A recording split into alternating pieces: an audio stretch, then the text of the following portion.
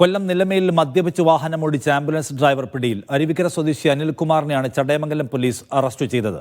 Lijo Rollins വിവരങ്ങളുമായി കൊല്ലത്തുനിന്ന്. ലിജോ, ആരാണ് ഈ പിടിയിലായത്? എന്താണ് വിശദാംശം?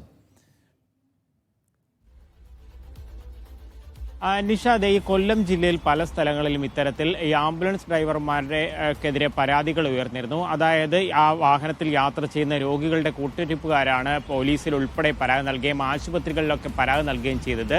ഇതിന്റെ അടിസ്ഥാനത്തിൽ നടത്തിയ പരിശോധനയിൽ കഴിഞ്ഞ ആഴ്ചയും 108 ആംബുലൻസിലെ ഡ്രൈവറെ ഇത്തരത്തിൽ മദ്യപിച്ച നിലയിൽ കണ്ടെത്തിയിരുന്നു. ഇന്നലെ രാത്രി 12 മണിയോടുകൂടെ, അതായത് 11:30 കഴിയുന്ന സമയത്ത് നടത്തിയ പരിശോധനയിലാണ് ചടയമംഗലത്തിന് സമീപത്ത് നിന്നും അതായത് ചടയമംഗലം പോലീസ് നിലമേലിന് സമീപത്ത് നിന്നും ഈ വാഹനം തടഞ്ഞു നിർത്തി തുടർന്ന് നടത്തിയ പരിശോധനയിലാണ് ആ വാഹനത്തിന്റെ ഡ്രൈവറായിട്ടുള്ള അനിൽകുമാർ മദ്യപിച്ചിരുന്നതായി കണ്ടെത്തിയിരിക്കുന്നത്.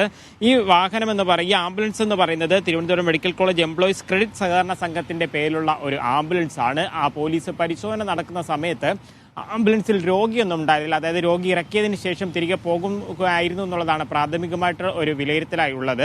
എന്തായാലും ഇത് ഗൗരവമായി തന്നെ കണ്ടിട്ടുണ്ട്. അടിക്കടി ഇത്തരത്തിൽ ആംബുലൻസ് ഡ്രൈവർമാരെ മദ്യപിച്ച നിലയിൽ കണ്ടെത്തുന്നത് സംബന്ധിച്ച് പോലീസും മോട്ടോർ വാഹന വകുപ്പും അതിനെ ഗൗരവമായി കാണുന്നുണ്ട്.